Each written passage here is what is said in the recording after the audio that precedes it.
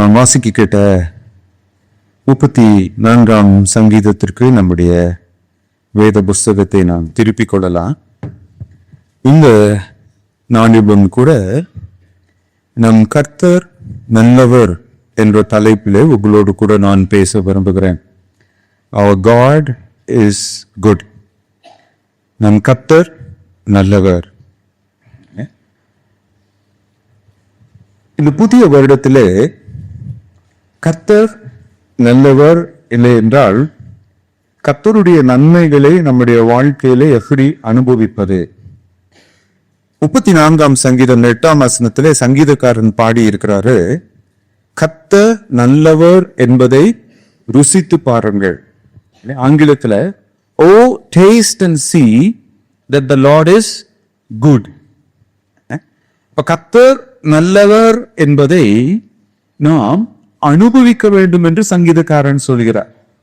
இப்ப இந்த கர்த்தர் நல்லவர் என்பதை இந்த புதிய ஆண்டிலே நாம் எவ்வாறு அனுபவிப்பது என்று இந்த சங்கீதத்திலிருந்து 3 கருத்துக்களை உங்களோடு கூட இந்த நாளிலே பகிர்ந்து கொள்ள விரும்புகிறேன். முதல் 6 வசனங்களை நாம் தியானிக்கும் போது கர்த்தர் நம் ஜபங்களுக்கு பதிலளிப்பதில் நல்லவராய் இருக்கிறார். God is good in answering our prayers. கர்த்தர் நம் ஜபங்களுக்கு பதிலளிப்பதில் வல்லவராய் இருக்கிறார். தாவீது இந்த பெலிஸ்து ராஜாக்களோட சேர்ந்து அவன் யுத்தத்துக்கு போனாலும் அவனுடைய மனசுல அவனுடைய விண்ணப்பம் என்னது? கடவுளே, என் சொந்த மக்களுக்கு எதிராக நான் போரிடாதபடி என்ன பண்ணுங்க, காப்பாத்துங்க. ஏன்னா தாவீது இஸ்ரவேல் மக்களை பாதுகாப்பதற்காக அபிஷேகம் பண்ணப்பட்டவன். ஆனால் இப்பொழுது அவன் இஸ்ரவேல் மக்களுக்கு எதிராக யுத்தத்துக்கு போகக்கூடிய ஒரு சூழ்நிலைக்கு எல்லாம் என்ன பண்றாங்க, தள்ளப்பட்டிருக்கிறான். ஒருவேளை நம்முடைய வாழ்க்கையிலும் கூட பல சூழ்நிலைகளிலே நாம் என்ன செய்யக்கூடாது என்று நினைக்கிறோமோ அதை செய்யும் சூழ்நிலை கைதிகளாக நாம் மாறி போகக்கூடும். prisoners of our circumstances.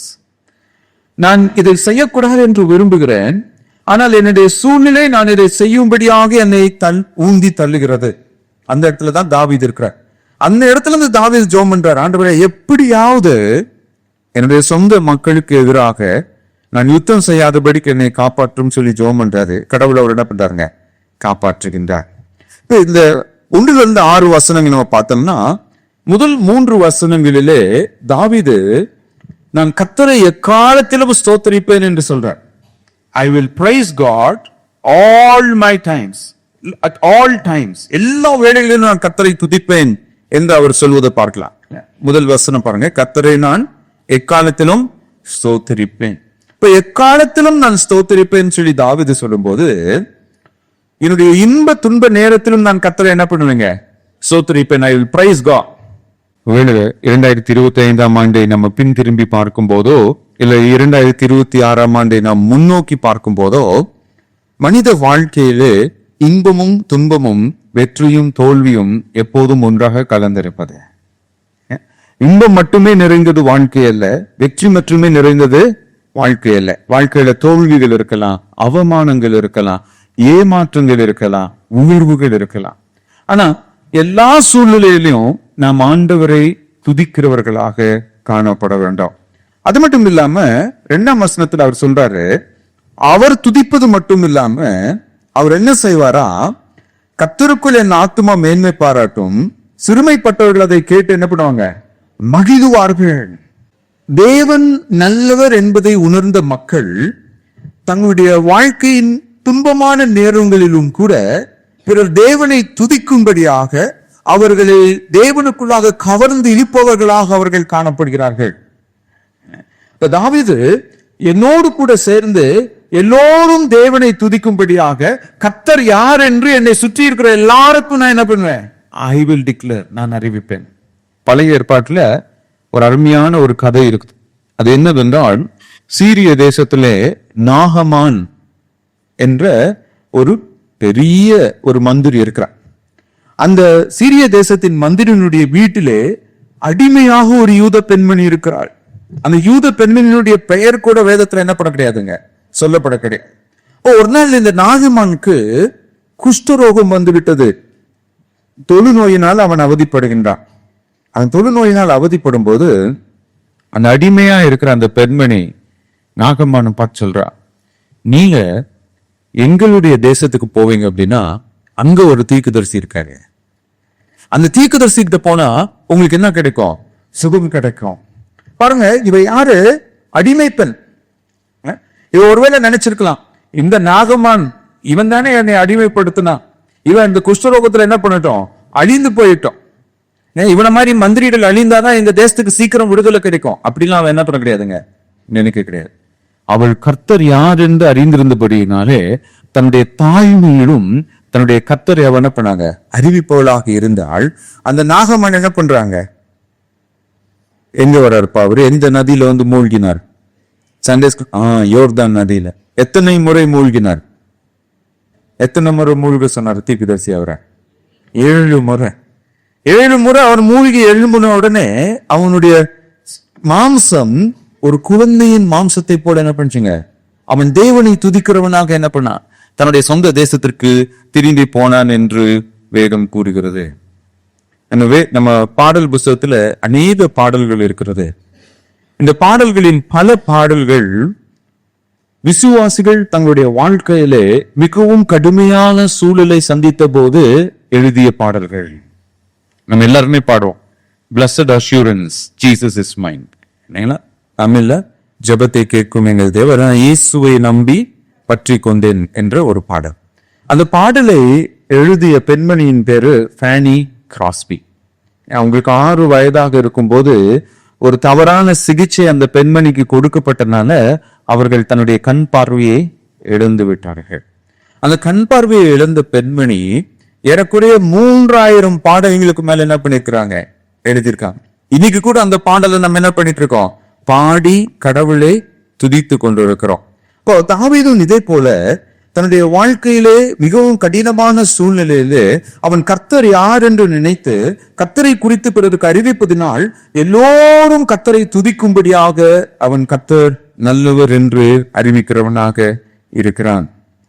3ஆம் வசனத்துல பாருங்க, அவன் அப்படி செய்வதனால என்ன நடக்க போகுதுன்னு அவன் சொல்றான், என்னோடு கூட கர்த்தரை என்ன பண்ணுங்க, மகிமைப்படுத்துங்கள், நான் ஒருமித்து அவர் நாமத்தை உயர்த்துவோமாக.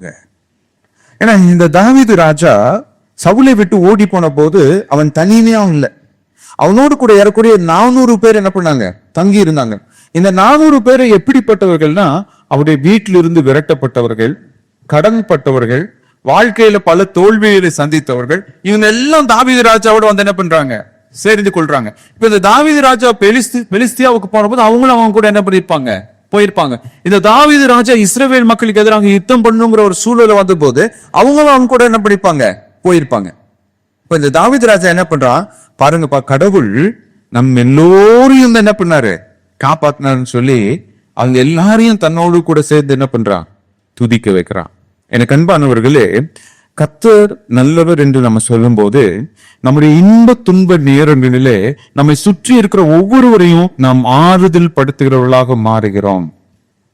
ஒருவேளை நம்ம எல்லாருக்குமே தெரிந்த ஒரு வரலாற்று சம்பவம் என்ன, டைட்டானிக் என்ற கப்பல். அந்த கப்பல் நீரிலே மூழ்கி கொண்டிருக்கும் போது அநேகர் மரண பயத்தினால என்ன பண்ணாங்க, தத்தளித்து கொண்டிருந்தார்கள். அவங்க எல்லாம் மரண பயத்தினால தத்தளித்து கொண்டிருந்த நேரத்துல அந்த கப்பலிலே இசை கருவிகளை மீட்கின்ற ஒரு குழுவினர் அவங்க வந்து தப்பித்து போவதற்கு அவங்களுக்கு லைஃப் போட் என்ன பண்ணுச்சுங்க, கிடைத்தது. அவங்க நினைச்சிருந்தா அந்த லைஃப் போட்ல ஏறி என்ன பண்ணிருக்கலாம், அவங்க உயிரை காப்பாத்திட்டு போயிருந்திருக்கலாம். ஆனா இத்தனை மனிதர்கள் உயிர் பயத்தினால் மரண பயத்தினால் கலக்கமா இருக்கிறார்கள் என்று அவங்க என்ன பண்ணல, அந்த லைஃப் போட்ல ஏறி போகாம அவங்க ஒரு அருமையான ஒரு பாடலை வாசித்தாங்க. அதான் ஆங்கிலத்துல நியரர் மை காட் என்ற ஒரு பாடல், தமிழ்ல அண்டை தேவனே. அந்த பாடல்ல அவங்க வாசிக்க வாசிக்க அந்த கப்பல்ல மரணத்தை கவி கொண்டிருக்கிற எல்லாருமே என்ன பண்ணாங்க, ஒன்றாக சேர்ந்து அந்த பாடல என்ன பண்ணாங்களா, பாட ஆரம்பிச்சாங்க. அப்போ அவங்களுக்கு மரணத்தை குறித்த பயம் வந்து என்ன பண்ணிருச்சுங்க, போயிடுச்சு. கடவுளை சந்திக்க போகிறோம் என்ற தைரியம் அவர்கள் என்ன பண்ணுச்சுங்க, பற்றி கொண்டது. அவர்கள் மகிழ்ச்சியாய் தங்களுடைய ஜீவனை என்ன பண்ணாங்க, விட்டார்கள் என்று வரலாறு சொல்கிறது. எனக்கு அன்பானவர்களே, நம்முடைய எல்லா சூழ்நிலைகளிலும் கர்த்தர் நல்லவராய் இருக்கிறார் என்பதை நாம் நினைத்து பார்க்கிறவர்களாக இருக்க வேண்டும் என்று தாவீது கூறுகிறார். கர்த்தர் எல்லா சூழ்நிலைகளிலும் நமக்கு நல்லவராய் இருக்கிறார் என்று நினைக்கும் போது, இல்லை என்றால் அவரை துதிக்கும் போது என்ன நடக்கும்? 4-6 வசனங்களில் அவர் சொல்றாரு, நான் கர்த்தரை தேடினேன், அவர் எனக்கு என்ன பண்ணாருங்க? செவி கொடுத்தார், என்னுடைய எல்லா பயத்துக்கும் என்ன பண்ணாருங்க? நீங்களாக்கி விட்டார்.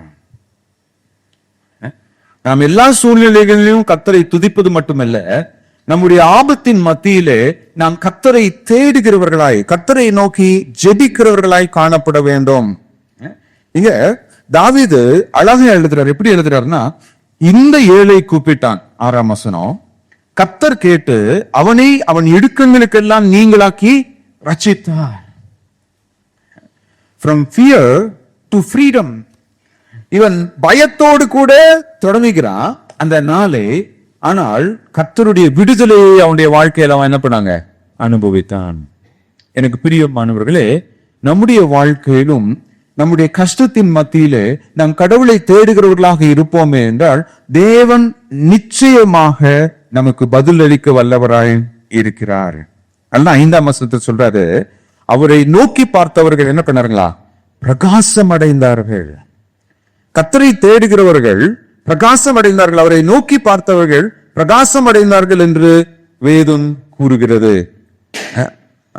இந்த ஏழை கூப்பிட்டான் என்று சொல்லும் போது, அங்கே தாவீது தன்னை ஒரு ஏழையாக சித்தரிப்பது எதனாலன்னா, தனக்கு உதவி செய்வதற்கு யாருமே இல்லை, தன்னை பரியாசம் செய்வதற்கு நிறைய பேர் இருக்காங்க. அவனுடைய சூழ்நிலையை பார்த்து அவனை கிண்டல் அடிப்பதற்கு அங்க நிறைய பேர் இருக்காங்க. ஆனால் அவனுக்கு உதவி செய்வதற்கு ஒருவரும் இல்லை. நான் கோயம்புத்தூர்ல படித்த வேதாகம கல்லூரியில அந்த கல்லூரியை தொடங்கின நபர் பேர் டாக்டர் பி.டி. செரியன். அவர் அந்த இடத்தை வாங்கிட்டார், அங்க ஒரு வேதாகம கல்லூரியை கட்டலன்னு சொல்லிட்டு. அது பாத்தீங்க அப்படின்னா ஒரு கோழி வளர்க்கும் பண்ணை. அந்த கோழி வளர்க்கும் பண்ணை அவங்க என்ன பண்ணிட்டாங்க அப்படின்னா, காலி பண்ணிட்டு போயிட்டாங்க. ஏன் காலி பண்ணிட்டு போயிட்டாங்கன்னா, அங்க தண்ணீர் இல்லை, there is no water source. இப்போ இவர்கிட்ட காசு நிறைய கிடையாது. இவர்கிட்ட இருந்த காசுக்கு அந்த இடத்த தான் என்ன பண்ண முடியும்? வாங்க முடியும். ஒரு வேதாகம கல்லூரியை கட்டலான்னு சொல்லி அந்த இடத்த வாங்கிட்டார். இப்போ அங்க ஒரு போர்வெல் போடலாம் அப்படின்னு சொல்லிட்டு என்ன பண்றாங்க, கிட்டத்தட்ட ஒரு 13 ஏக்கர் கேம்பஸ்ல எல்லா பக்கமும் சுத்தி சுத்தி சுத்தி கடைசியா இந்த பாயிண்ட்ல நீங்க போர் பண்ணுங்க, உங்களுக்கு தண்ணீர் கிடைக்கும் சொல்லி என்ன பண்ணிட்டாங்க, சொல்லிட்டாங்க. அவரும் என்ன பண்ணிட்டாரு, காசெல்லாம் திரட்டி போர் போட ஆரம்பிச்சிட்டாங்க. போர் போட்டுக்கிட்டே இருக்காங்க, தண்ணீரே வரல. கடைசி அந்த போர்வெல்காரர் என்ன பண்றாரு, ஐயா இதுக்கு மேல உங்க பணம் தான் என்னது வேஸ்ட், ஆகையினால நாங்க என்ன பண்ணிடுறோம், இதோட நிறுத்திடுறோம். அப்ப அங்க சுத்தி இருந்த மக்கள்லாம் என்ன பண்றாங்க, அவரை பார்த்து சிரிக்கிறாங்க. என்னன்னு சொல்லி சிரிக்கிறாங்க அப்படின்னா, பாரு இந்த லேண்டை நாங்க வாங்க வேண்டாம்னு சொன்னோம், இந்த லேண்ட்ல தண்ணீர் இல்லைன்னு சொல்லி சொன்னோம், நீ இந்த லேண்டை வாங்கின, இப்ப தண்ணீர் இல்லை, நீ என்ன பண்ண போறன்னு சொல்லி சிரிச்சிட்டு இருக்கிறப்போ அவரு அமைதியா ஒரு ஜெபம் பண்ணாராம். ஆண்டவரே, இங்க இருக்கிற எல்லாரும் என்னை பார்த்து என்ன பண்றாங்க, பரியாசம் பண்றாங்க, யாரும் எனக்கு உதவி செய்ய முன் வரல, நீங்க எனக்கு உதவி செய்யுங்க சுவாமி அப்படின்னு சொல்லிட்டு இன்னும் கொஞ்ச தூரம் என்ன பண்ணுங்க, போர் போடுங்கன்னு சொல்லியிருக்காரு. அடுத்த 10 அடியில ஒரு பெரிய நீரூற்று என்ன பண்ணுச்சுங்க, கிடைச்சு.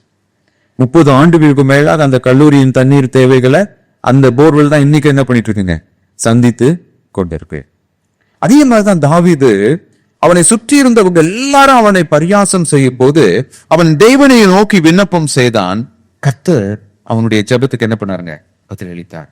எனக்கு பிரியமானவர்களே, இந்த ஆண்டிலே ஒருவேளை நம்முடைய வாழ்க்கையிலே அந்த கர்த்தர் நல்லவர் என்பதை நாம் ருசித்து பார்க்க வேண்டுமே என்றால், நம்மை சுற்றி இருக்கிறவர்கள் எல்லோரும் நம்மை குறித்து என்ன சொன்னாலும் சரி, நம்முடைய நிலைமை எவ்வளவு மோசமாக இருந்தாலும் சரி, நாம் அந்த கர்த்தரை நோக்கி கூப்பிடும் போது கடவுள் சொல்றார், இந்த ஏழை கூப்பிட்டான். கடவுளுக்கு யார் கூப்பிடுறான்னு என்ன கிடையாதுங்க, பிரச்சனையே. இவங்க ஜெபம் பண்ணாதான் அவர் கேட்பாரு, அவங்க ஜெபம் பண்ணாதான் அவங்க கேட்பாரு. இந்த ஜாதிக்காரங்க தான் கடவுளை தேட முடியும், இல்ல இவ்வளவு பணம் இருந்தாதான் கடவுளை தேட முடியும். இந்த ஏழை கூப்பிட்டேன், இந்த ஒன்றும் இல்லாதவன் கடவுளை நோக்கி கூப்பிட்டேன், கர்த்தர் எனக்கு என்ன பண்ணாருங்க, பதில் கொடுத்தார் என்று அவர் சொல்றாரு. அப்போ தேவன் நம் ஜெபங்களுக்கு பதிலளிக்க நல்லவராய் இருக்கிறார். இந்த 2026ஆம் ஆண்டிலே உங்களுடைய வாழ்க்கையிலே நீங்கள் எதை பற்றி எல்லாம் கவலைப்படுகிறீர்களோ அதை எல்லாவற்றையும் கர்த்தரிடத்துல ஜெபத்துல ஒப்பு கொடுங்க. அவர் நல்லவர் என்பதை இந்த வருடத்திலே உங்களுக்கு காண்பிக்க ஆயத்தமாக இருக்கிறார். இப்போ 7ஆம் வசனத்திலிருந்து 16ஆம் வசனம் வரைக்கும் கடவுள் எப்படி அவருடைய நன்மையை வெளிப்படுத்துகிறார் என்றால், தம்மை நம்பினோருக்கு கர்த்தர் நல்லவர். God is good for people who trust him. தம்மை நம்பினோருக்கு கர்த்தர் நல்லவராய் இருக்கிறார். இப்ப 7-10 வசனத்துல தாவீது சொல்றாரு, கர்த்தர் நல்லவர் என்பதை அனுபவித்து பாருங்கள். Enjoy God's goodness. 7ஆம் வசனத்துல சொல்றாரு, கர்த்தருடைய தூதன் அவருக்கு பயந்தவர்களை சூழ பாளையம் இறங்கி அவர்கள் என்ன பண்றாருங்க, விடுவிக்கிறார். நாம் ஜெபிக்கும் போது என்ன நடக்கும் என்று நம்ம நினைக்கலாம். ஆனால் வேதம் சொல்கிறது, உன் பாதம் கல்லில் இடராதபடிக்கு தம்முடைய தூதர்களை கொண்டு உன்னை தாங்குவார் என்று வேதம் கூறுகிறது. அதுதான் தாவீது இங்க சொல்றாரு, கர்த்தருடைய தூதன் அவருக்கு பயந்தவர்களை சூழ பாளையம் நெருங்கி அவர்கள் என்ன பண்றாருங்க, விடுவிக்கிறார். இங்கே நம் கண்களினால் பார்க்க முடியாத ஒரு பாதுகாப்பை தேவன் நமக்கு தருகிறார். An unseen supernatural protection given by God. நம்மால் அதை பார்க்க முடியாது, ஆனால் தேவன் அந்த பாதுகாப்பை நமக்கு என்ன பண்றாருங்க, தருகிறார். பில்லி கிரஹன் என்ற தெய்வ மனிதன் ஏஞ்சல்ஸ், தேவ தூதர்கள் என்ற ஒரு புஸ்தகத்தை அவர் என்ன பண்ணிருக்காருங்க, எழுதியிருக்க. அந்த புஸ்தகத்திலே ஒரு மிஷனரியினுடைய வாழ்க்கையில நடைபெற்ற ஒரு உண்மை சம்பவத்தை அவர் பதிவு செய்திருக்கிறார். ஜான் பேட்டன் என்ற ஒரு மிஷனரியும் அவரது மனைவியும் நியூ ஹெப்ரிட்ஜ் என்ற தீவுகளுக்கு மிஷனரியா போயிருக்காங்க. இந்த தீவு பாத்தீங்க அப்படின்னா தென் பசிபிக் கடல்ல இருக்கு. ஆஸ்திரேலியாவில் கிழக்கு பகுதியில் என்ன பண்ணுதுங்க, இது இருக்கு. இந்த நியூ ஹெப்ரிட்ஜ் என்ற தீவிலே மிஷனரிகளா சேர்ந்த இந்த ஜான் பேட்டனும் அவருடைய துணைவியாரும் அவங்க வீட்டுல இரவு என்ன பண்ணிருக்காங்க, தங்கி இருந்திருக்காங்க. அதுல நிறைய மருத்துவ உபகரணங்கள், அதே போல ஏழை மக்களுக்கு உதவி செய்யும் பொருட்கள் என்ன நிறைய இருந்திருக்கு. அந்த தீவை சேர்ந்த தலைவன், the chieftain, அந்த தீவை சேர்ந்த தலைவன் இந்த மிஷனரியை பகைத்தான். அவன் என்ன பண்ணிருக்கான், ஒரு நாள் இரவு இந்த மிஷனரியும் அவருடைய மனைவியையும் உயிரோடு எரிக்க வேண்டும் என்று அவங்க வீட்டுக்கு என்ன பண்ணிருக்கான், ஒரு பெரிய கும்பலை கூட்டிட்டு வந்திருக்கான். அந்த பெரிய கும்பலை கூட்டிட்டு வந்த போது இந்த மிஷனரிக்கு என்ன பண்றதுன்னே தெரியல. அவருடைய மனைவியை என்ன பண்ணிருக்காங்க, முதல் நாள் படிட்டு ஜெபம் பண்ணிருக்காங்க. ஆண்டவரே, எப்படியாவது இவங்களுடைய கரங்களிலிருந்து எங்களை நீங்க என்ன பண்ணுங்க, காப்பாற்றுங்க. ஏன்னா நாங்க இன்னும் இங்க யாருக்குமே என்ன பண்ண கிடையாது, சுவிசேஷத்தை அறிவிக்க கிடையாது. இங்க உண்மை அறிந்து கொள்ள வேண்டிய ஆத்துமாக்கள் நிறைய இருக்கிறாங்க. தயவு செய்து நீர் இவர்களிடத்துல எங்களை பாதுகாங்க. ராத்திரி ஃபுல்லா அவங்க ஜெபம் பண்ணிட்டே இருக்காங்க. இரவு முழுவதும் என்ன பண்ணிருக்காங்க, வெளியில நின்றுட்டே இருந்திருக்கான். அதிகாலை அந்த சீஃப்டன், அதாவது அந்த பழங்குடியின மக்கள் தலைவனும் அவனுடைய கும்பலும் என்ன பண்ணிட்டாங்க, திரும்ப போயிட்டாங்க. திரும்ப போன உடனே இந்த ஜான் பேட்டன் என்ன பண்ணிருக்காரு, அடுத்த நாள் அவனை தேடி போயிருக்காரு. அவனை தேடி போயிட்டு, நேத்து நீ என்னை உயிரோட எரிக்க வந்த என்னையும் என்னுடைய வீட்டையும் நீ ஏன்பா எரிக்காம திரும்ப போயிட்ட அப்படின்னு சொல்லி கேட்ட உடனே அந்த சீஃப் என்ன சொல்லிருக்கான், அந்த மக்கள் தலைவன் என்ன சொல்லிருக்கான், ராத்திரி ஃபுல்லா அவங்க வீட்டை சுத்தி எவ்வளவு பேர் நின்றுட்டு இருந்தாங்களே, அவங்க எல்லாம் போவாங்கன்னு சொல்லி நாங்க விடிகிற வரைக்கும் காத்திருந்தோம். அவங்க எல்லாம் போகவே கிடையாது. ஆமா, அவங்க எல்லாம் யாரு, அவங்களை எங்க இருந்து நீங்க கூட்டிட்டு வந்தீங்க? அப்ப இந்த மிஷனரி சொல்லிருக்காரு, நானும் என்னுடைய மனைவி மட்டும்தான்பா என்னுடைய வீட்டுல இருந்தோம், வேற யாருமே இல்லை. அவன் சொல்லிருக்கான், இல்ல உங்க வீட்டை சுத்தியும் நிறைய பேர் என்ன பண்ணிட்டு இருந்தாங்க, நின்றுட்டு இருந்தாங்க. அவங்க போறதுக்காக நாங்க என்ன பண்ணிருந்தோம், காத்திருந்தோம். அந்த மிஷனரியும் அந்த பெண்மணியும் காணக்கூடாத தேவதூதர்களால் அன்றைய தினத்தில் என்ன பண்ணாங்க, பாதுகாக்கப்பட்டாங்க. நம்மளே அநேகர் தேவன் நம்மை தூதர்களை கொண்டு பாதுகாப்பதை நம்முடைய வாழ்க்கையில என்ன பண்ண முடியாதுங்க, உணரவே முடியாது. ஆனால் அந்த தேவதூதர்களை கொண்டு தேவன் நம்மை பாதுகாக்கிறவராக இருக்கிறார். எப்படி தானியேலை சிங்க கபியிலே தேவன் பாதுகாத்தாரோ அதே போல இன்றைக்கும் நம்மை அவர் பாதுகாக்க வல்லமை உடையவராக இருக்கிறார். அதனாலதான் தாவீது சொல்றான், நீங்க ஜெபம் பண்ணுங்க பாருங்க, என்னை போல நீங்களும் என்ன பண்ணுங்க, ஜெபம் பண்ணுங்க. என்னை பாதுகாத்த தேவன் நிச்சயமாக உங்களே என்ன பண்ணுவாரு, பாதுகாப்பாரு. அதே போல 8வது வசனத்துல சொல்றாரு, கர்த்தர் நல்லவர் என்பதை ருசித்து பாருங்கள், அவர் மேல் நம்பிக்கை வைக்கிற மனுஷன் யாருங்க? பாக்கியமா. யார் கர்த்தரை நம்புகிறார்களோ அவர்கள் கர்த்தரின் நன்மையை தன்னுடைய வாழ்க்கையில காண்பார். அப்படி சொல்லிட்டு 10ஆம் வசனத்துல ஒரு எக்ஸாம்பிள் கொடுக்கிறார். என்ன எக்ஸாம்பிள் கொடுக்கிறாருன்னா, சிங்க குட்டிகள் தாழ்ச்சி அடைந்து என்ன பண்ணும்? பட்டினியா இருக்கும். கர்த்தரை தேடுகிறவர்களுக்கோ ஒரு நன்மையும் குறைவுபடாது. ஒருவேளை இந்த சிங்க குட்டிகள் என்று அவர் இங்கே கூறியிருக்கிறார் பாத்தீங்களா? இது பாத்தீங்கன்னா யூதர்கள் எபிரேய மொழியிலிருந்து கிரேக்க மொழியில மொழிபெயர்க்கும் போது அதை எப்படி மொழிபெயர்த்திருக்கிறாங்கன்னா, ஐஸ்வர்யவானின் பிள்ளைகள் தாழ்ச்சி அடைந்து பட்டினியா இருக்கும், கர்த்தரை தேடுகிறவர்களுக்கோ ஒரு நன்மையும் குறையப்படாது. ஒருவேளை தாவீது இங்க அந்த சிங்கம்ங்கிறத எதுக்கு உதாரணமாக பயன்படுத்தியிருப்பார் என்றால், சமுதாயத்திலே மிகவும் உயர்ந்தவர்கள், செல்வாக்கு மிக்கவர்கள், அதிகாரம் மிக்கவர்கள், பணம் படைத்தவர்கள், அவங்களுடைய பிள்ளைகள் கூட ஒருவேளை உணவுக்காக என்ன பண்ணிருக்குங்க? ஏங்கி தவிக்கும். ஆனால் கர்த்தரை தேடுகிறவர்களுக்கு என்ன பண்ணாதுங்க? ஒரு நன்மையும் குறைவுபடாது என்று யூதர்கள் இதை புரிந்து கொண்டார்கள். இல்ல இத நம்ம காட்டில் இருக்கிற ராஜாவாகிய சிங்கம் என்று எடுத்துக்கொண்டாலும், ஒரு ராஜாவின் பிள்ளை பட்டினியாக என்ன பண்ணலாங்க? இருக்கலாம். ஆனா கர்த்தர் தன்னுடைய பிள்ளைகள் என்ன பண்றாருங்க? போஷிக்கிறவராக இருக்கிறார். எலியாவுக்கு ஒரு காகத்தை தேவன் என்ன பண்ணாருங்க? அனுப்பினார். இஸ்ரவேல் மக்களுக்கு வானத்திலிருந்து அவர் என்ன பண்ணாருங்க? மன்னாவை பொழிந்தருளினார். இப்ப நம்முடைய வாழ்க்கையில நாம் தேவனை நம்பும் போது அவர் நம்முடைய தேவைகள் எல்லாவற்றையும் சந்திக்கிறவராய் இருக்கிறார். An unmatched supernatural providence. நாம் இந்த உலகத்திலே ஒப்பிட முடியாத ஈவுகளை தேவன் நமக்கு, பராமரிப்பை தேவன் நமக்கு தருகிறவராக இருக்கிறார். அப்படி இந்த 11 16 வரைக்கும் அவர் தொடர்ந்து இந்த கர்த்தர் நல்லவர் என்பதை எப்படி நம்ம அனுபவிக்க முடியுமா? அவர் சொன்னாரு, கர்த்தர் நல்லவர் என்பதை நீங்க என்ன பண்ணுங்க? பறைசாற்றுங்கள். proclaim this God's goodness. 11வது வசனம் சொல்றாரு, பிள்ளைகளே வந்து எனக்கு செவி கொடுங்க. பிள்ளைகளே என்று அவர் சொல்லும் போது யாரை பிள்ளைகளே என்று சொல்கிறார் என்றால், தன்னோடு கூட வருகின்ற நபர்களை தான் அவர் நடத்துறாருங்க பிள்ளைகளே என்று சொல்றார். தன்னோடு இருக்கிற தேவனுடைய தாசர்களே அவர் பிள்ளைகளே என்று சொல்றார். பிள்ளைகளே, கர்த்தருக்கு பயப்படுதலை உங்களுக்கு நான் என்ன பண்ணுவேன்? போதிப்பேன். நாம் கர்த்தரை நம்பும் போது நம்முடைய நாவை கர்த்தரை துதிப்பதற்காகவும் கர்த்தரை மகிமைப்படுத்துவதற்காகவும் மட்டுமே நம்ம என்ன பண்ணுவாங்க? திறப்போம். இங்க 2 காரியத்திற்காக அவர் தன்னுடைய நாவை திறக்கிறார். ஒண்ணு, கர்த்தர் நல்லவர் என்பதை பிறருக்கு போதிப்பதற்காக திறக்கிறாரு. இன்னொன்னு, தன்னுடைய வாழ்க்கையில கர்த்தர் செய்த நன்மைகளை அறிவிப்பதற்காக என்ன பண்றாருங்க? திறக்கிறாரு. எனக்கு அன்பானவர்களே, நிறைய வேளைகளை கர்த்தர் நல்லவர் என்பதை நாம் மறக்கும் போதுதான் நம்முடைய வாழ்க்கையில் இருக்கிற கஷ்டத்தை குறித்து புலம்புகிறவர்களாக நாம் மாறுகிறோம். நம்மை சுற்றியுள்ள மனிதர்களை நாம் பழி சுமத்துவர்களாக நம்ம மாறுகிறோம். இல்லை என்றால் குறை சொல்கிறவர்களாக நம்ம என்ன பண்றோம்? மாறுகிறோம்.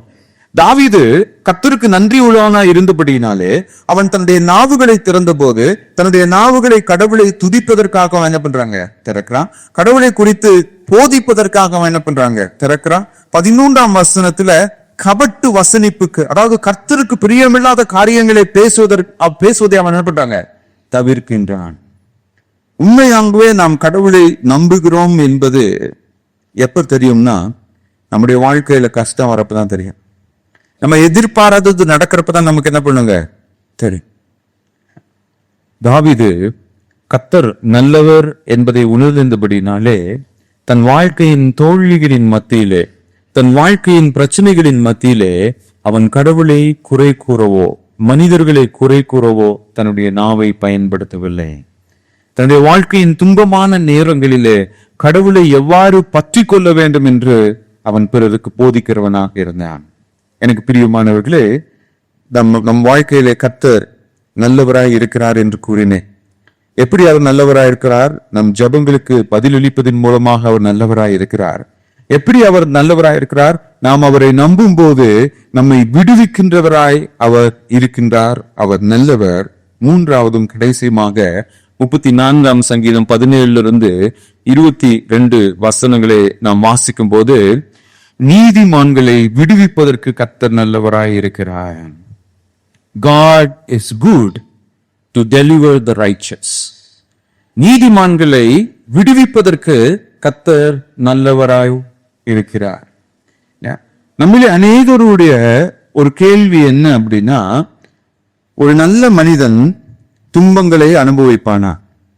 ஆனால் 19ஆம் வசனத்துல தாவீது சொல்றாரு, நீதிமானுக்கு வரும் துன்பங்கள் எப்படி இருக்குங்களா? அநேகமாய் இருக்கும். நீதிமானுக்கு வரும் துன்பங்கள் அநேகமாய் இருக்கும். கர்த்தர் அவைகள் எல்லாவற்றிலும் இருந்து அவனை என்ன பண்ணுவாருங்க? விடுவிப்பாக. இந்த 17 22 வசனங்களை அவன் பார்க்கிறப்போ 17வது வசனத்துல நீதிமான்கள் என்ற பதத்தை அவர் பயன்படுத்துகிறார். 19ஆம் வசனத்துல நீதிமானுக்கு வரும் துன்பங்கள் அநேகமாய் இருக்கும் என்று சொல்வதை நாம் பார்க்கலாம். 21ஆம் வசனத்துல நீதிமானை பகைக்கிறவர்கள் குற்றவாளிகள் ஆவார்கள் என்று அவன் சொல்வதை நாம் கவனிக்கலாம். 18ஆம் வசனத்துல பாத்தீங்கன்னா இந்த நீதிமான்களுடைய அனுபவத்தை குறித்து சொல்றாரு. என்னன்னா, நொறுங்குண்ட இருதயம் உள்ளவர்களுக்கு, நறுங்குண்ட ஆவி உள்ளவர்களுக்கு. இப்ப பாருங்களேன், ஒருவேளை கர்த்தர் நம்மோடு கூட இருக்கிறார், நாம் கர்த்தருக்கு பிரியமாய் நடக்கிறோம் என்பதனால இந்த உலகத்தின் பாடுகளில் இருந்து நம்ம விடுபட்டு விடுவோம் என்று தேவன் ஒரு நாளும் என்ன பண்ண கிடையாதுங்க, வாக்குரைக்க கிடையாது.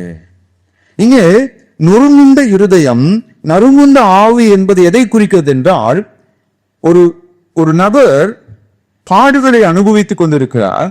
ஆனால் அந்த பாடுகளை அவர் அனுபவிப்பதை வெளியே ஒருவனால என்ன பண்ண முடியலைங்க, பார்க்க முடியல. He's physically okay. சரீர பிரகாரமாக அந்த நபரை பார்க்கறது எப்படி இருக்கிறாருங்க, ஒரு பலவானை போல இருக்கிறான்.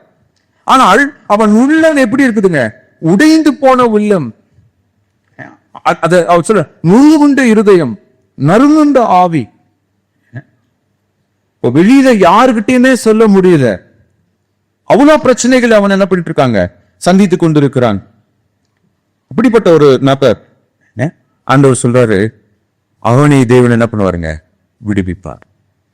இங்க 2 விதமான விடுதலை குறித்து தாவீது 17 22 வரைக்கும் பேசுறார்.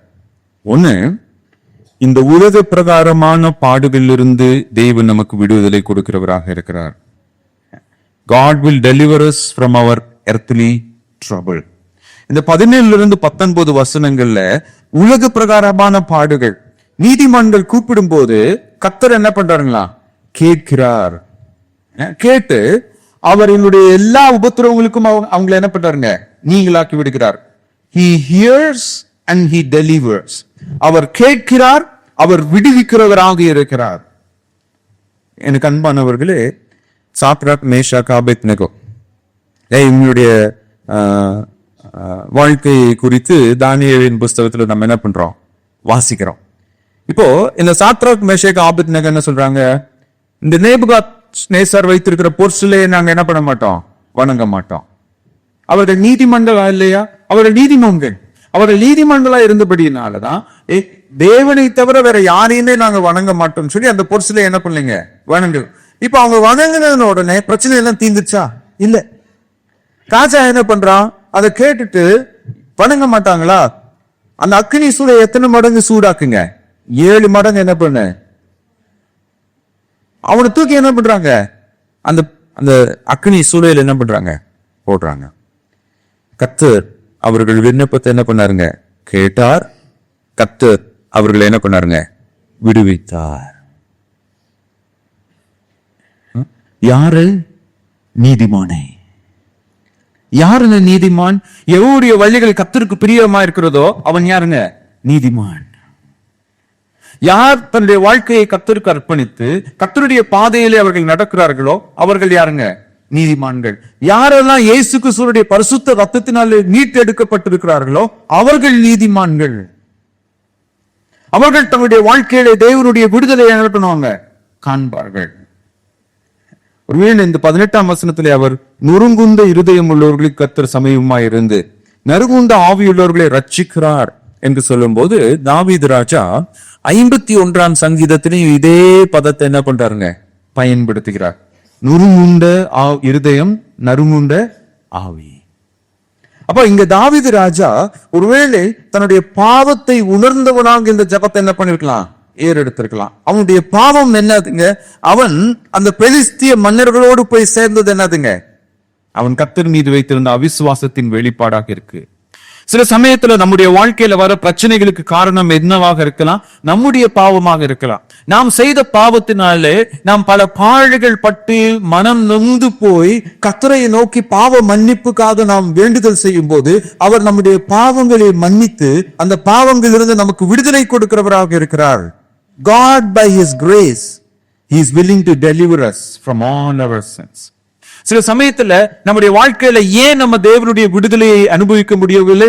ஏனென்றால் தேவன் நமக்கு அருளும் அந்த பாவ மன்னிப்பை நாம் தேடாதவர்களாக இருக்கிறோம்.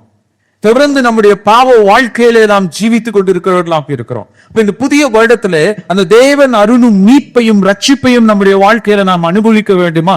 நான் தேவனை நோக்கி நம்முடைய பாவங்களை அவரிடத்துல அறிக்கையிட்டு அவருடைய பாவ மன்னிப்பை வாஞ்சிக்கிறவர்களாக இருக்க வேண்டாம். சில சமயம் நம்முடைய வாழ்க்கையில வர பாடுகளுக்கு காரணம் பிறருடைய பாவங்களாக இருக்கலாம். It may be the sin of someone else. ஒருவேளை இங்கே தாவீது தன்னுடைய வாழ்க்கையிலே பாடு அனுபவித்தது காரணம் என்ன? சவுல் ராஜா தன்னை தேவன் நிராகரித்து விட்டார், இந்த தாவீதை தேவன் ராஜாவாக அபிஷேகம் செய்து விட்டார் என்பதை அவன் ஏற்றுக்கொள்ளாதபடியினாலே இந்த தாவீதை அவன் என்ன பண்றாங்க? கொலை செய்ய வேண்டும் என்று முயற்சிக்கிறான். இந்த சவுல் ராஜா தன்னுடைய பாவத்தின் நிமித்தமாக தாவீதை கொலை செய்ய முயற்சித்த போது இந்த சவுல் இருந்து தப்பி ஓடுவதற்காக தாவீது என்ன பண்றாங்க? சீசரிடத்திலே போய் தஞ்சம் புகுந்திருக்கிறார். ஒருவேளை உங்களுடைய வாழ்க்கையிலே உங்களுடைய பாவங்களினால் அல்ல, உங்களை சுற்றியுள்ள நபர்களுடைய பாவங்களினால் உங்களுடைய வாழ்க்கை கட்டப்பட்டு இருக்கிறதா? தேவனிடத்திலே நாம் ஜெபிக்கும் போது அவற்றிலும் தேவன் நமக்கு என்ன பண்றாருங்க? விடுதலையை கொடுக்க வல்லவராய் இருக்கிறார். இந்த வசனங்கள்ல நம்ம பார்க்கும்போது 17ஆவது வசனத்துல தேவன் என்னுடைய ஜெபத்தை கேட்டார், என்னை எல்லா உபத்திரவங்களுக்கும் நீங்களாக்கி விட்டார் என்று அவர் சொல்றாரு. 18ஆம் வசனத்துல சொல்றாரு, நான் நொறுங்குண்ட இருதயம் உடையவனாய் நான் நறுங்குண்ட ஆவி உள்ளவனாய் இருந்தேன், கர்த்தர் எனக்கு சமீபமாய் இருந்தேன் என்ன பண்ணாருங்க? ரட்சித்தார். கர்த்தர் எனக்கு இப்ப தாவீது என்ன சொல்றாருன்னா, எந்த ஒரு மனிதனும் எனக்கு சமீபமா இல்லை, கர்த்தர் எனக்கு என்ன பண்ணாருங்க? சமீபமாய் இருந்து ரட்சித்தார். 1 பேதுரு 3ஆம் அதிகாரம் 12ஆம் வசனம். 1 பேதுரு 3:12 வாசிக்கலாங்களா?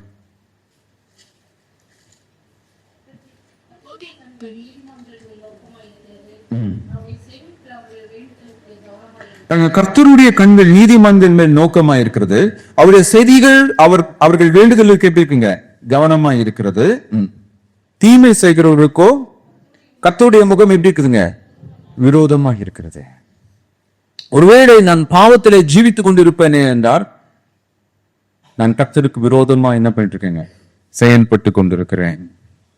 ஆனா நான் கர்த்தருக்கு பிரியமான ஒரு வாழ்க்கை வாழும் பொழுது கர்த்தர் எனக்கு சமீபமா இருக்கிறார். நான் ஒரு சாட்சியை வாசித்துக் கொண்டிருந்தேன்.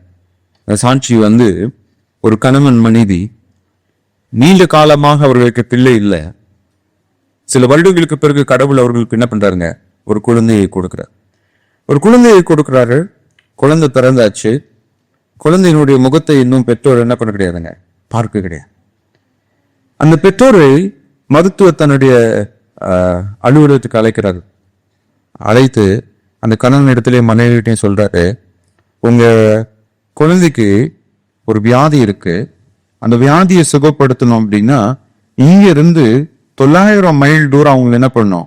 ஏரோப்ளைன்ல கூட்டிட்டு போகணும். அங்க போய் சிகிச்சை அளித்து ஒருவேளை விடுதலை கிடைத்ததான் என்ன பண்ண முடியும்? திரும்ப கொண்டு வர முடியும். அது வரைக்கும் அந்த பிள்ளையை நீங்க என்ன பண்ணக்கூடாது? பார்க்க கூடாது, பக்கத்துல போகக்கூடாது. அதை ரொம்ப பத்திரமா என்ன பண்ணணும்? பாதுகாக்கணும், பராமரிக்கணும். இப்ப இதை கேட்ட உடனே அந்த தாயினுடைய உள்ளம் நொறுங்கி போயிடுச்சு. என்னுடைய குழந்தைய என்னால என்ன பண்ண முடியல? பார்க்க முடியல, என்னுடைய கரங்களால தூக்க முடியல. இப்போ வெளியில வந்த உடனே அந்த கணவன் சொன்னாரா, நம்ம ஜெபம் பண்ணலாம். 2 பேரும் உட்கார்ந்துருக்காங்க.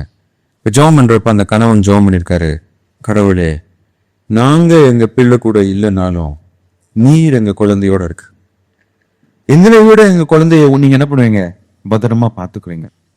இந்த சிகிச்சையில, இந்த பிரயாணத்துல என்னுடைய குழந்தைய உம்முடைய கரத்துல நாங்க அர்ப்பணிக்கிறோம் சுவாமின்னு சொல்லி அந்த கணவன் ஜெபம் பண்ண உடனே அந்த மனைவி மிகுந்த ஆறுதல் அடைந்தாளாம். சில வேளைகள்ல நம்முடைய வாழ்க்கையில மனிதர்களால நமக்கு எந்த உதவியும் செய்ய முடியாது. மனிதர்கள் நமக்கு உதவி செய்ய வேண்டும் என்று நினைத்தாலும் ஓரளவுக்கு தான் அவங்களால என்ன பண்ண முடியும், உதவி செய்ய முடியும்.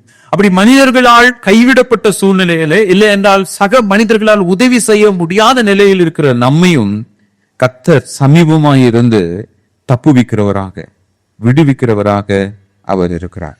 இப்ப 20-22 வசனங்களை நாம் தியானிக்கும் போது நம்முடைய உலக பிரகாரமான பிரச்சனையில் இருந்து மட்டும் கர்த்தர் நம்மை விடுவிக்கிறவர் அல்ல, நித்திய தண்டனையிலிருந்து கர்த்தர் நம்மை விடுவிக்கிறவராக இருக்கிறார். He delivers the righteous from eternal judgment. நித்திய தண்டனையிலிருந்து நீதிமான்களை அவர் விடுவிக்கிறவராக இருக்கிறார். எனக்கு அன்பானவர்களே, மனிதனுடைய வாழ்க்கை இந்த பூமியிலே முடிந்து விட்டார். மனிதன் மண்ணோடு மண்ணாக சாம்பலோடு சாம்பலாக போய்விட்டானே என்றால் நாம் ஒன்றை குறித்தும் கவலைப்பட வேண்டாம். ஆனால் வேதம் சொல்கிறது, இந்த உலகில் பிறந்த எல்லா மனிதரும் ஒரு முறை பிறப்பது போல ஒரே முறை என்ன பண்ணணுங்க, மரணத்தை சந்திக்க வேண்டும். அவர்கள் மரித்த உடனே அவர்கள் நியாய தீர்ப்பை என்ன பண்ணணும், சந்திக்கணும். இந்த 20ஆம் வசனம் பாத்தீங்க அப்படின்னா, தாவீது ராஜா இயேசு கிறிஸ்துவின் மரணத்தை குறித்து தீர்க்க தரிசனமாக அவன் பாடுகிறான். அது என்ன பாட்டுங்க? அவனுடைய எலும்புகளை எல்லாம் காப்பாற்றுகிறார், அவைகளில் ஒன்றும் என்ன பண்ணுவதில்லைங்க, முறிக்கப்படுவதில்லை. இது ஆண்டவராகிய இயேசு கிறிஸ்துவினுடைய வாழ்க்கையிலே தத்ரூபமாக என்ன பண்ணுச்சுங்க, நிறைவேறியது. இயேசு கிறிஸ்துவ சிலுவையில் அறையிறாங்க. வழக்கமா நீங்க பாத்தீங்கன்னா ஒருவருடைய சிலுவையில் அறைந்தால் அவனுடைய ஜீவன் அவனை விட்டு பிரிவதற்கு 3 நாட்களா. இப்ப இயேசு கிறிஸ்துவை சிலுவையில் அறைந்த நாள் ஓய்வு நாளுக்கு முந்தைய தினம். அதுவும் சாதாரண ஓய்வு நாள் அல்ல, மகா ஓய்வு நாள் என்று சொல்வார்கள். அது என்ன மகா ஓய்வு நாள்? தி கிரேட் பாஸ் ஓவர் டே. வருஷத்துல ஒரு முறை யூதர் கொண்டாடுகின்ற அந்த பஸ்கா பண்டிகையின் ஓய்வு நாள். யூதர்களுடைய சட்டப்படி அந்த பஸ்கா பண்டிகையின் ஓய்வு நாளுக்கு முன்பதாக ஒருவரும் தூக்கிலிடப்படக்கூடாது, ஒருவரும் சிலுவையில் அறையப்படக்கூடாது. ஏன்னா சில வேளைகள்ல சிலுவையில் அறையப்பட்டவன் மரிப்பதற்கு 3 நாட்கள் என்ன பண்ணுங்க ஆகும். அப்ப அந்த பஸ்கா பண்டிகை யூதர்கள் அனுசரிக்கும் போது யாருமே சிலுவையில என்ன பண்ணக்கூடாதுங்க, தங்கக்கூடாது. ஆனால் யூத மத தலைவர்கள் தங்களுடைய யூத மத சட்டத்திற்கு எதிராக இயேசு கிறிஸ்துவை என்ன பண்ணாங்க, சிலுவையில அறைந்தார். அவர் சிலுவையில் அறையப்பட்டு சில மணி நேரங்கள் தான் என்ன பண்ணுச்சுங்க ஆச்சு. அப்போ அவர் உயிர் பிரிந்திருக்கிறதா இல்லையா? ஒருவேளை அவர் உயிர் பிரியவில்லை என்றால் என்ன பண்ணுவாங்க அப்படின்னா, சிலுவையில தொங்குகிறவனுடைய கை கால் என்ன பண்ணிடுவாங்க, உடைச்சிருவாங்க. அப்ப அவருடைய கை கால்களை உடைக்கும்படியாக என்ன பண்றாங்க, அந்த போர் சேவகர்கள் வராங்க. வந்த உடனே அவன் முதல்ல என்ன பண்றான், ஒரு ஈட்டியை வச்சு என்ன பண்றான், அவருடைய விழாவில் என்ன பண்றாங்க, குத்துறான். அப்ப அங்கிருந்து ரத்தமும் தண்ணீரும் பாய்ந்தது. அவர் ஜீவன் அவர்கிட்ட என்ன பண்ணிச்சுங்க, போயிடுச்சு. அதை கேட்ட உடனே அந்த 110 என்ன சொல்றான், மெய்யாகவே இந்த மனுஷன் யாரு, நீதிமான். மெய்யாகவே இந்த மனுஷன் நீதிமான். இப்ப இந்த குற்றமற்ற இயேசு கிறிஸ்துவானவர் கல்வாரி சிலுவையிலே அவர் தொங்கும் போது அவர் நீதிமான் என்று எதினால் நிரூபிக்கப்பட்டது? அவருடைய எலும்புகள் முறிக்கப்படுவதற்கு முன்பதாகவே அவருடைய ஜீவன் அவரை விட்டு என்ன பண்ணுச்சுங்க, தெரிந்தது. 3ஆம் நாளிலே அவர் உயிர்த்தெழுந்ததின் மூலமாக அவர் தேவகுமாரன் என்றும் அவர் நீதிமான் என்பதும் என்ன பண்ணுங்க, வெளிப்படுத்தப்பட்டது. அப்போ தாவீது இதை தீர்க்க தரிசனமாக பாடும்போது அவன் கூற விரும்புகிற கருத்து என்னவென்றால், ஒருவேளை இந்த பூமியிலே உங்களுக்கு தீங்கு இழைக்கப்பட்டாலும் எப்படி கிறிஸ்துவானவர் உயிர்த்தெழப்பட்ட போது அவர் நீதிமான் என்று நிரூபிக்கப்பட்டாரோ, அதே போல இந்த பூமியிலே பாடுகள் அனுபவித்து குற்றம் சுமத்தப்பட்டு தண்டிக்கப்பட்டவர்கள் அனைவரும் மறுகரையிலே நீதிமான்கள் என்பது வலியுறுத்தப்படும். அப்படி சொல்லிட்டு 21ஆம் வசனம் சொல்றாரு, தீமை துன்மார்க்கனை என்ன பண்ணுங்க, கொல்லும். தீமை துன்மார்க்கனை, அதனுடைய அர்த்தம் என்னவென்றால், ஒரு துன்மார்க்கனை தண்டிப்பதற்கு கடவுள் வர வேண்டும் என்ற அவசியம் இல்லை. துன்மார்க்கன் தன்னுடைய துன்மார்க்கத்திலே என்ன பண்ணுவாங்க, அழிந்து போவான். நம்ம எல்லாருக்குமே தெரியும், உலகத்தோதே கலக்கின ஹிட்லர் என்ற சர்வ அதிகாரி தற்கொலை செய்து கொண்டு என்ன பண்ணாங்க, இறந்து போனான். அவன் தற்கொலை செய்து கொண்டு இறந்து போவதுக்கு ஒரு முக்கியமான காரணம் என்னன்னு சொல்லி கேட்டீங்கன்னா, அவனுடைய சக நண்பரான முசோலினி அவங்களுடைய நாட்டு மக்களால் என்ன பண்ணாங்க? அடித்து கொல்லப்பட்டு தூக்கிலிடப்பட்டு அந்த பிணத்தை என்ன பண்ணாங்க? பப்ளிக்ல டிஸ்பிளே பண்ணாங்க. ஹிட்லருக்கு அந்த பயம் வந்தது. ஜெர்மனி படைகள் வீழ்ந்து போகும்போது எங்க ஜெர்மனில தனக்கு விரோதமாக ஒரு புரட்சி வருமோ என்று பயந்து கொண்டு அவன் தன்னை தானே சுட்டு கொண்டு என்ன பண்ணாங்க? இறந்து போனான். அவனுடைய அழிவை அவனே என்ன பண்ணாங்க? தேடிக்கொண்டான். அவன் இந்த ரஷ்யாவுக்கு தன்னுடைய படைகளை அனுப்பும் போது அவனுக்கு நிறைய ஆலோசனை கொடுத்தாங்க. இந்த ரஷ்யாவுடைய குளிரை உன்னுடைய சேவகர்களால், உன்னுடைய சோல்ஜர்ஸால என்ன பண்ண முடியாது, தாங்க முடியாது, நீ அனுப்ப வேண்டாம். ஆனால் ஹிட்லர் அவனுடைய ஆணவத்தின் மத்தியிலே தன்னுடைய படைகளை அங்க என்ன பண்ணா? அனுப்பினான். என்னால என்ன பண்ண முடியும்? ஜெயிக்க முடியும். ஒரு பாவி தன்னுடைய பாவத்திலே அவன் என்ன பண்றாங்க? மாண்டு போகிறான்.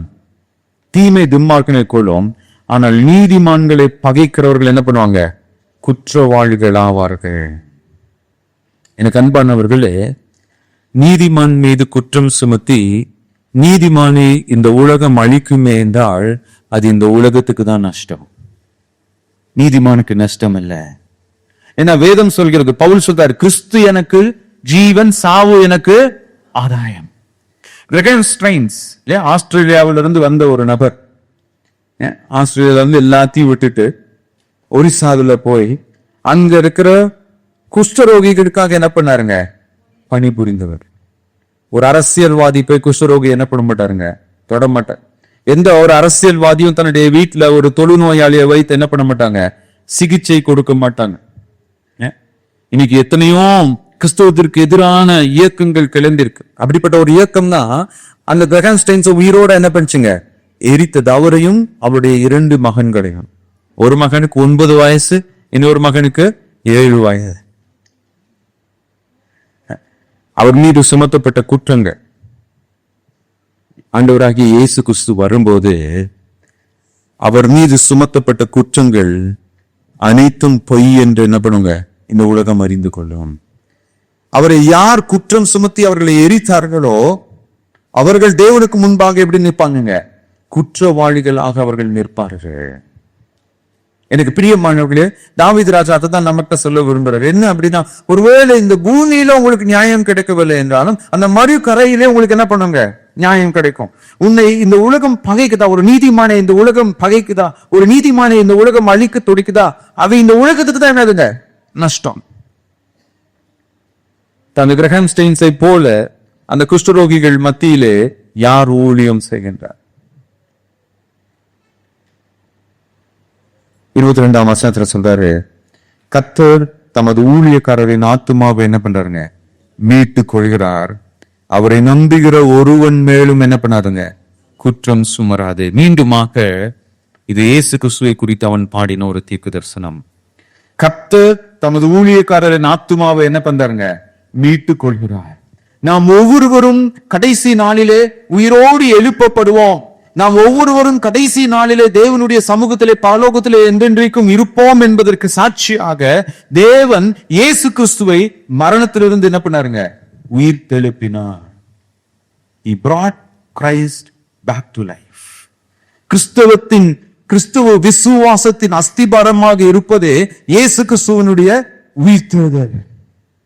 நாம் ஆராதிக்கிற இந்த கிறிஸ்துவானவர், கிறிஸ்துமஸ் அன்னைக்கு நம்ம செய்தியில கேட்டோம், ஆதியிலே வார்த்தையாய் இருந்தவர், நித்திய தேவன் மாம்சத்தில் என்ன பண்ணாருங்க? வெளிப்பட்டார். அவர் நம்முடைய பாவங்களுக்காக மரித்தார். அவர் அடக்கம் பண்ணப்பட்டார். அவர் உயிரோடு எழுந்தார். இயேசு கிறிஸ்து உயிர்த்தெழுந்தார் என்பது மறுக்கப்பட முடியாத ஒரு உண்மையாக இருக்கிறது. நீங்க எவ்வளவு அறிவியல் வளர்ந்தாலும், எவ்வளவு நாகரிகம் வளர்ந்தாலும், இயேசு கிறிஸ்து உயிர்த்தெழுந்தார் என்ற செய்தி எல்லோர் மூலமாகவும் உறுதிப்படுத்தப்பட்ட ஒரு செய்தியாக இருக்கிறது. அதை ஒருவராலும் மறுதலிக்கவே முடியாது.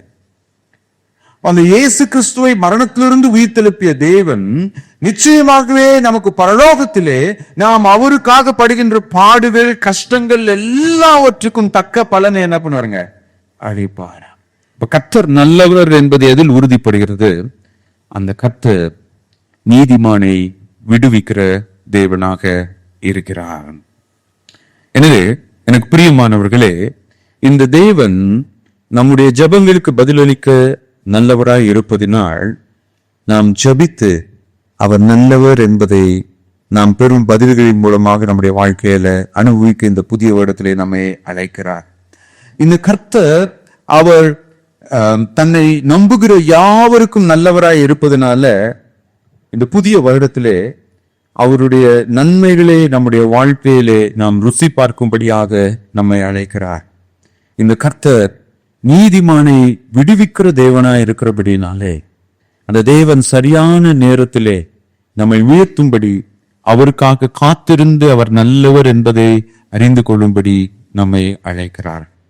தேவன் தாமே இந்த புதிய வருடத்திலே நம் கர்த்தர் நல்லவர் என்று நம்முடைய பாடுகளின் மத்தியிலே ஜெபித்து நம்முடைய ஜெபங்களுக்கு பெறும் பதில்களின் மூலமாக அவர் மீது வைக்கும் நம்பிக்கையின் மூலமாக அவருக்கு கீழ்ப்படிதல் உள்ள ஒரு வாழ்க்கையின் மூலமாக அனுபவிக்க நம் ஒவ்வொருவருக்கும் கிருபை பாராட்டுவாராக. ஆமென்.